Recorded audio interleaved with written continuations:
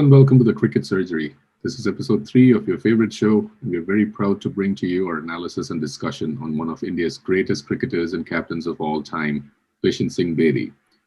Mr. Bedi has been a hot topic of discussion this last week after he decided to write to the Delhi Cricket Association to bring his name down from the spectator stands, a call as courageous as any made by him during his illustrious career as bowler and captain. Mr. Bedi's persona, both on and off the field, are a story of legend, and former cricketers and captains have mentioned his divine grace with the ball and his unflappable humility in the way in which he conducted himself.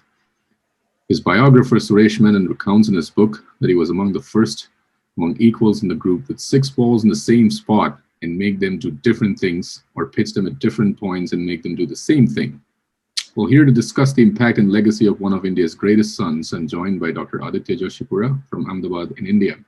Adi, how are you doing? And where do you want to start? Because there's just so much to discuss today.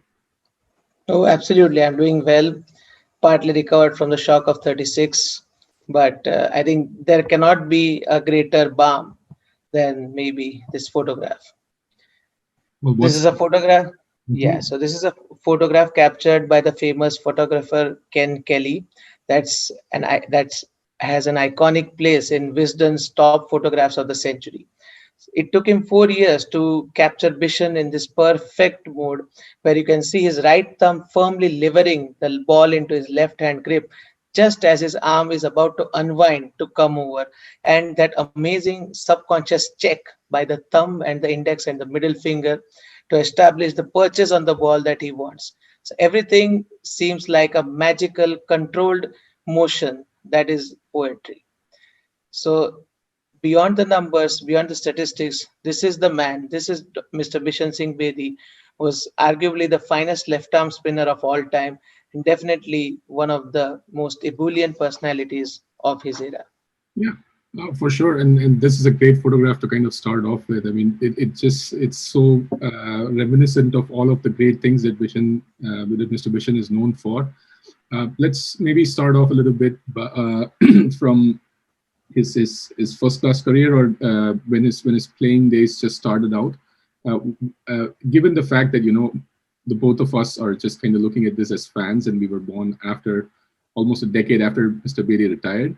What are some of the strongest memories in your mind from his initial playing days? Obviously, based on all of the things that you've read or seen. Okay. So actually, this has been a topic very close to our hearts, as we know, for a long, long time. So just when we decided to do this topic, I went into depth researching more than I had done, and I have come up with some stunning things about the man and the legend. Uh, Coming to the beauty of the game, he was such a legend, India, England, and world over, that there were people who used to say things about him that can be only said about the both. So Mike Brearley, the famous England captain, had said that his bowling was poetry in motion, and he flummoxed the best in business with a tantalizing drift. Even greater compliment came from the great England off-spinner Jim Laker, who has the record of 19 wickets in the test. He said that my idea of paradise in Lords is Lords in sunshine, with Ray Lindwall bowling from one end and Bishan Singh Bedi from the other. So coming from one of the greatest off-spinners that England has ever produced, I think that just sums up the man. Yeah, for sure. Was there something specific about the way his bowling action was, or was it the way in which he approached every game? Because I do remember that around the time that he made his international debut, we had some stalwart cricketers at that time, but I still do remember that we hadn't really won any series abroad as such until then, and then it was only after Mr. Bedi came in that it seemed like we were doing it. We had started doing it. We had started winning abroad. Absolutely. So Bedi was one of those rare ilk that actually managed to combine the sexiness with the steel, if I would say. That he had that lovely, perfect left arm spinner's action that would be a dream for everyone. Mixed with that, he had the perfect flight, and as you mentioned in the introduction, he could make ball do different things of the same spot. So that combined with his ability to keep bowling on and on without getting tired and setting up the batsman like a chess player was one of the important reasons why he is what he is. right? So coming to, as you said, his performances, if we start looking at his early career performances, in his very second series, he went to New Zealand, which historically we know has been a tough place for Indian teams to travel. India hadn't won a test match till then. They went there in 1967 under Tiger Pataudi, and that was India's first ever series win, of which Bishan was a big hero, taking 16 wickets at an average of around 23. And that was India's first ever overseas test series win. So that was a fantastic achievement, and spearheaded by Bishan, coming through as a part of the Indian famous spin trio that was there. And India's always had good spinners, right? I mean, if anything, it's in the spin department that India has always been strong. So there was Irapalli, Prasanna, and then there was Chandrasekhar, and then Mr. Venkatraghavan himself. We thankfully had the opportunity of seeing Mr. Venkat on the field because he was also umpire after he retired. Yeah. But in the pantheon of great Indian spin bowlers, we will come to Mr. Bedi's off-field persona and all of the principal stands that he's taken in just a bit. But in the pantheon of all of our great Indian spinners, where would you place Mr. Bedi? Okay, let's sample this. I mean, I would not want to view Bedi as an isolation. He was, of course, the part of the famous spin quartet, as you said. But any player or any team is known by the wins that it secures and the performances that it gives. So Bishan Singh Bedi was a part of India's first ever series wins in New Zealand, West Indies, the West Indies of 70s, not today, and England, all within the first 5 years of his career, where he himself played stellar roles as a part of the spin trio, not necessarily hogging all the wickets. And later on, he went on to achieve so many things as a player and as a captain, winning India home series and overseas series, that his place is probably right up there with the best Indian spinner that's ever taken place. He's definitely the best left arm spinner that's been there. But even all spinners considered, I think he would be right up there. He may not have the wickets of Anil Kumble or say Ravichandran Ashwin, but in terms of just sheer aura and the personality, I think he would be right up there with the best. And given the fact that he was such an integral, as you mentioned, he was such an integral part of the teams that toured West Indies and England in the early 70s. I also happened to come across his contract with Northamptonshire in around like 1972. So obviously it's said that his stints in county cricket went a long way in building his final incredible tally of over 1,500 first-class wickets. I mean, that's just crazy every time you read it. That's crazy. And it still is the highest first-class haul by an Indian. Indian, yeah. A lot of them came overseas for this man. How crazy is that? So for any spinner, and current spinners would attest, the most difficult place to bowl is England, with the cold, the damp pitches, the pitches not assisting them at all. And he went to Northamptonshire and became a certified legend of the team. In 6 seasons that he was with the Northants, he managed a mind-numbing 394 wickets at an average of 21, having played 102 county matches. Only Farooq Engineer has played more matches as an Indian for Lancashire across all counties. Otherwise, he was almost like a home player for the Northamptonshire team in those 70s. So it's a crazy good record. Yeah. There's no doubt about that. And you also mentioned that Jim Laker had mentioned that his dream is to see Ray Lindwall from one end and Bishan Singh Bedi from the other end. And there were articles in the English press daily about the kind of pagdi or the patka that Bishan used to wear. He was so famous and so popular there that there would be the articles mentioning that he wore a yellow patka in the morning and then went for lunch and then came out with a red patka, and just the day simmered on, and with his lovely guile and action. So it's just impossible to believe the kind of aura that he generated across the countries. Yeah. Speaking of auras, I think it's also beyond debate that he was one of India's greatest captains. I think I'm not really sure how many of viewers or the current generation might be aware of the fact that Mr. Bedi captained India for almost 4 years, starting with the memorable win at Port of Spain, where India scored 406 in the fourth innings. the thing was, many of his famous overseas victories have obviously not just come because of him, but because of the way that his team has also contributed. And one of the people who was integral to India's success when Bishan Bedi was performing well was Mr. Sunil Gavaskar. Uh, Yeah. and their equation has kind of been fraught right from the very beginning. But it goes beyond. It goes without saying that Mr. Gavaskar would have the utmost respect That for Bedi. absolutely. That's a very interesting one actually. So the famous Sunil Gavaskar debut series, which was incidentally India's first ever Test series win in the West Indies. We were fighting for a draw in the final test when we were 1-0 up, and there's a humorous incident. It's not exactly humorous, but it just gives an insight to the man's delirium, if you would say. That Sunil Gavaskar was fighting for the team's life. He got up 124 in the first innings.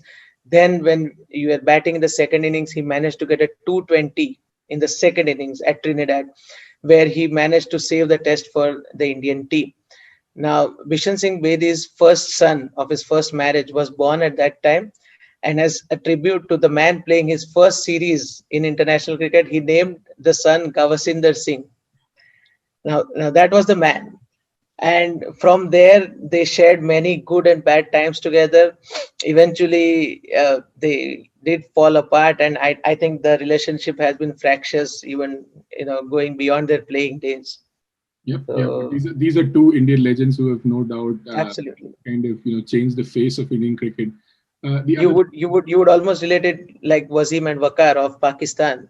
The certified legends could not see eye to eye, and yet both were absolutely vital to the team's cause. So yeah, Yeah, and I remember that in the first that famous win at Port of Spain where India scored 406. I remember that Mr. Gavaskar had a great performance over there as well. In fact, like one of the most dominant performances that have been seen.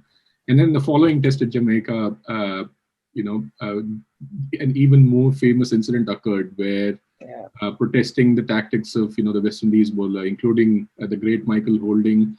Mr. Bedi decided that enough was enough, and he wasn't going to be intimidated any absolutely. longer. And he declared the innings with just 5 wickets down and a lot of runs to kind of whittle down. So again, that's a very interesting story. In fact, that Jamaica test happens to be the birth of the famed or the dreaded West Indies pace quartet. Having chased down 406 on the last day without too much trouble, thanks to Sunny and Mohinder Amarnath and eventually Brijesh Patel, what happened was that Clive Lloyd was extremely furious, and he decided that enough was enough. He should not let these Indian batsmen bat, and he came out with an all-four pace attack. And then he started bombarding the Indian batsmen with that. And yeah, by the time the first innings ended, four Indian batsmen were in hospital, and they did not stop even at tail enders like poor Chandrasekhar and Bishan Bedi, who barely knew how to hold a bat, were struggling to save their faces and life. And remember, those were the days when helmets were not there. Gaikwad's fingers were crushed. Amarnath's chest was bruised. Brijesh Patel was nursing a very, very sore back due to the trauma. Somebody's head fell off. I don't know what happened.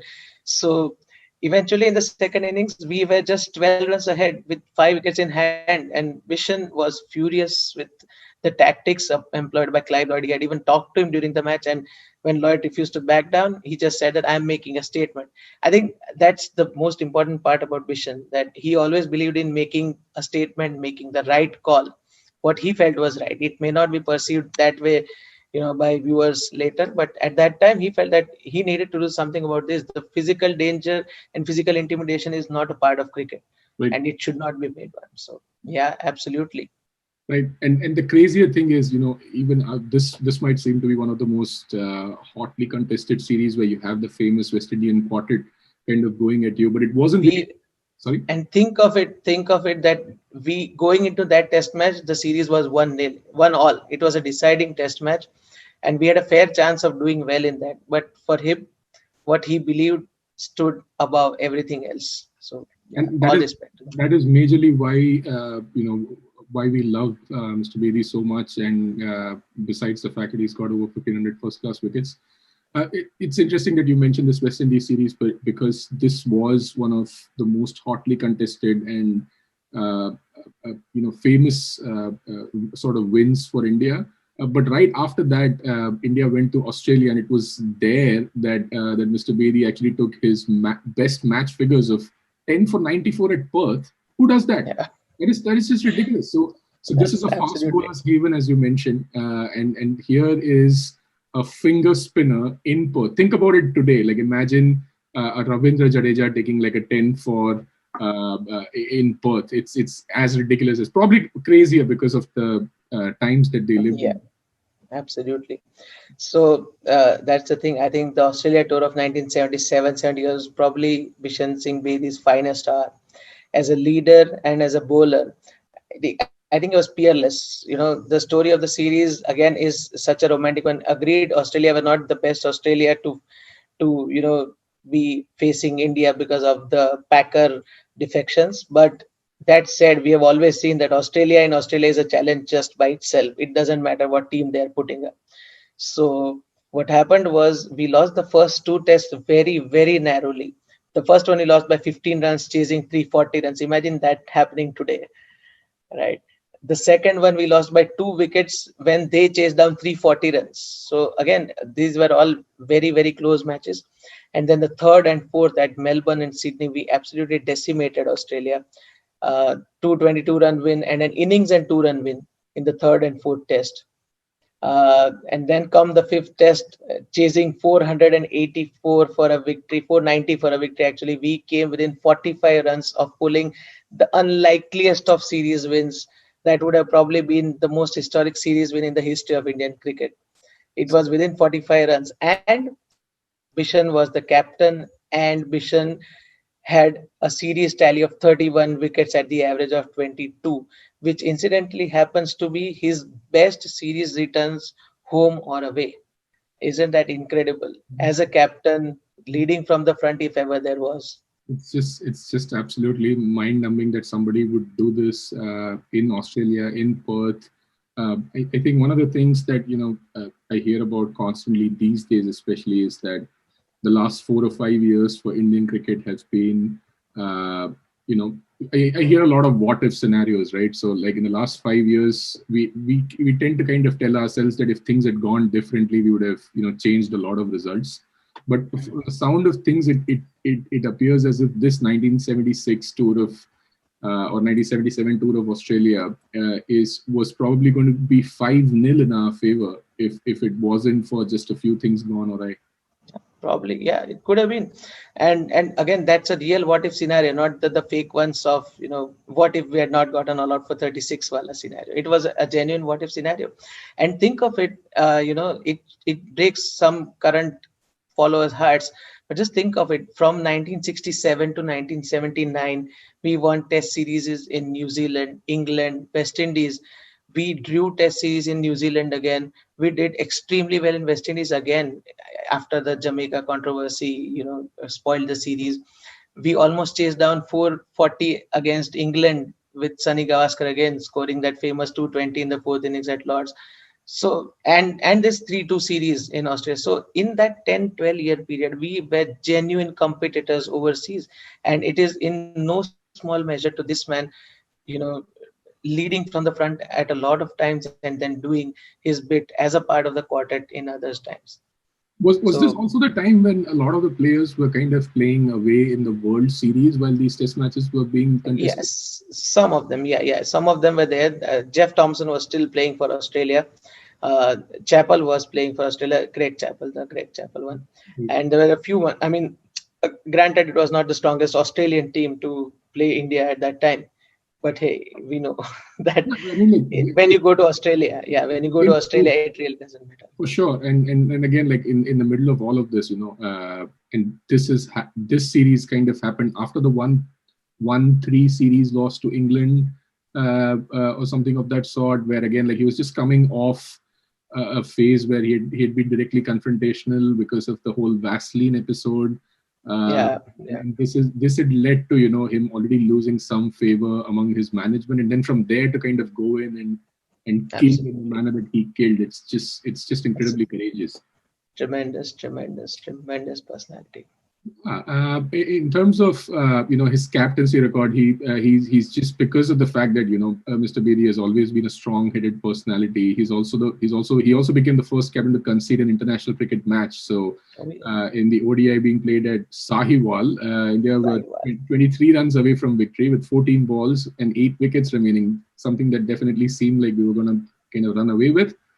Hmm. But Mr. Bedi called in his batsmen in protest because Sarfaraz Nawaz refused to stop bowling bouncers at them, and he kept bowling them in succession. And neither umpires had warned the bowler or had called wides. And this was so incredible. I mean, we've seen Inzi do this, carry his team off the field, Yes. but this sounds totally different in a very different time. And it just think of it from an Indian perspective. It was so un-Indian to do that. We were used to be the good boys of world cricket, the whipping boys of world cricket at that time. Then to make such strong statements while playing very well. And remember, on that Pakistan tour, we had lost everything. This was one chance at redemption. He again still let it go just for the sake of wanting to stand for his principles. That's incredible human being. And after and this was kind of the zero the 2-0 kind of test series loss in the backyard of our arch rivals. This didn't kind of that was like the final nail in the coffin, and Mr. Bedi was then finally replaced at the helm by Sunil Gavaskar. Yeah. And again, like we all know that equation was always a little dicey to begin with. So do you think that time kind of intersected with a plateauing of Indian efforts overseas? It did for a brief while. It did actually. So till from say 78, 79 onwards till about 85, 86, we again went into a lull. We could hardly win any test matches. Actually, none. We won one at MCG on the Boxing Day, but other than that, it was pretty flat going. Again, the problem was we used to bat decently. Again, Gavaskar uh, pulling up all his skills and stamina, but there was nobody to take those wickets, and Bedi was a huge loss. I mean, it might be argued that he was past his prime when he had to go, and he was maybe kicked out of the team, so to speak. But I mean, yeah, it did result in a lot of issues going on with the team, especially overseas. So he remains a huge loss to the team. There's no doubt about that. One of the incidents I remember, which sort of I keep going back to was the fact that Mr. Bedi had an inclination to throw his cricketers into different kinds of oceans, Yes. namely the Pacific Ocean. Why did he want to keep doing that again and again to his team members? So again, it was one of the first tours where he was the manager, and being the kind of person that he is, the outspoken, Punjabi person, typical Punjabi person that he is. He was so annoyed by the team's performance in New Zealand when we lost the Test series, the ODI series, and all very badly. So he was so frustrated by it that he openly said that these guys should be dumped in the Pacific Ocean and should not be made to return to India. now, now that's so politically incorrect, right? It's seemingly crazy, but you can't do things about that. That's what he is. And since then he's been absolutely relentless in calling out each and every issue. He's been so involved with the politics of the game at local levels at Delhi. And just as well, I mean, if we talk about the letter that he has written to Delhi, he's clearly mentioned that please do not worry about my legacy. I'm not your servant, and I've got enough of my legacy enriched in the Delhi history. So, why did he say that? He said that because for Delhi, he has an unbelievable 298 wickets at an average of 14 in the domestic scene. 14. And it wasn't And even Delhi for whom he played his most first class matches, was it? it was Delhi. Yes, it was Delhi. Was Delhi? And yeah, and till he came along, Delhi hadn't won the Ranji Trophy title. After he became the skipper, Delhi contested 4 finals, won 2 of them in the first 5 years of his helm. Right. So the letter is an absolute shame on Delhi cricket as of now. Absolutely, no doubt Yeah, about for that. sure. And given his propensity to kind of take on authority, I also remember him mentioning after watching India versus South Africa test, where I think he overheard Dhoni, MS Dhoni, talk to Amit Mishra, the leg spinner back then. I think he said something like Kharid mat, don't buy your wicket. And at that time, I think Mr. Bedi said that, I think he said it in Hindi, but it was loosely translated to Bedi, you should thank your stars that you're not playing under this guy. I think the mutual sort of, non-admiration between Bedi and Dhoni is quite, apparent in the fact that It's quite apparent. It's quite apparent. He's been scathing in criticisms of, even Dhoni's biggest, match winners like Harbhajan Singh and, every bit player. I think some might call him bitter at the end of a long career, but I don't think he has any reason to be bitter. He's just plain outspoken. There's some issues that you might think that he's just going too far with. You might remember him calling Muthaiya Mullidharan a javelin thrower.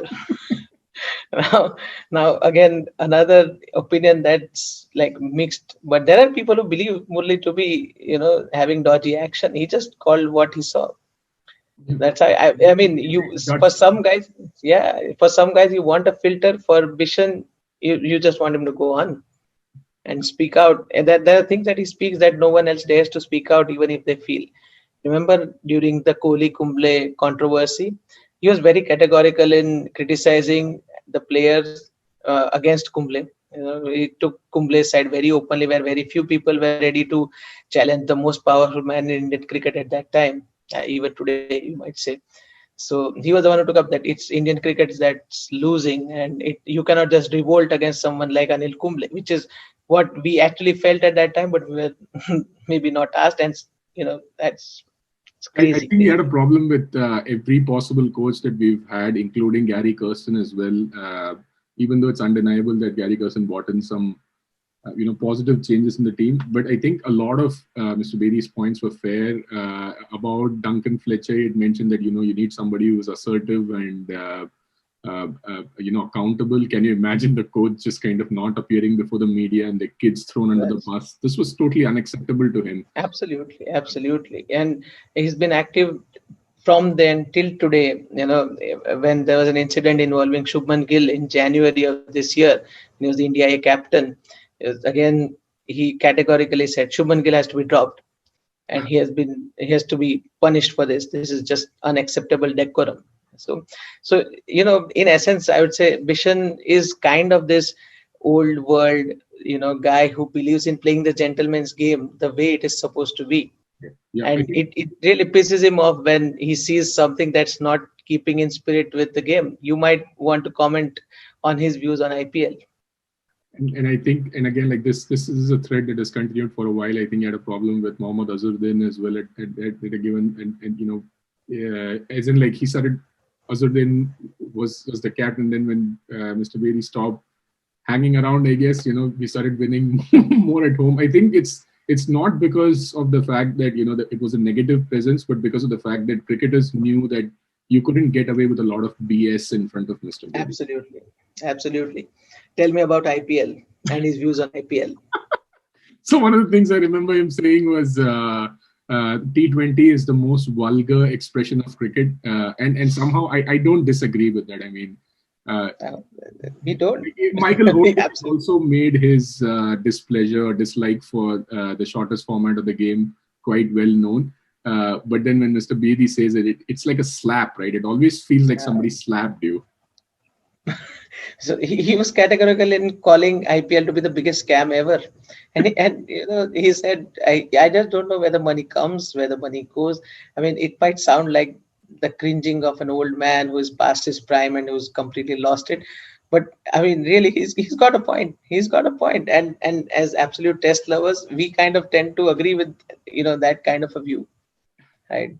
Right. So do you think that at the end of the day, when we've talked about all of these different things, given the fact that he was really strong-headed during his playing days, his record as a player is undeniable in first-class cricket or in Test cricket, and both home and overseas.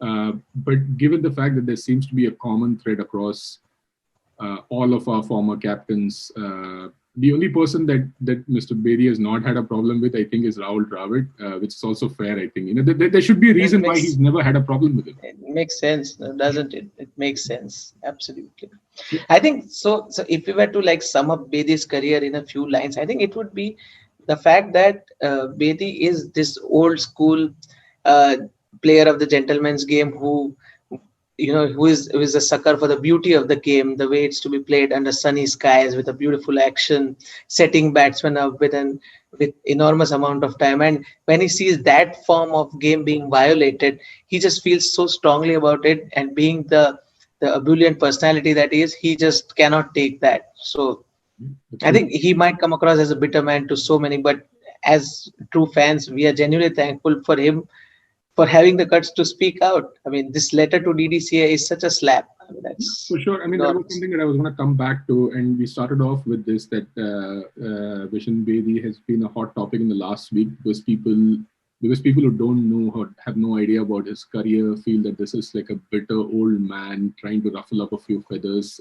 within Indian cricket because he wasn't probably given a lot of the positions or like whatever made coach etc. in the recent times. But the fact of the matter remains that his points about why he wants his name stricken off the grounds are absolutely fair. He mentioned Absolutely. that all the famous grounds around the world have people who've actually contributed to the game and their busts and their statues Exactly. of the game.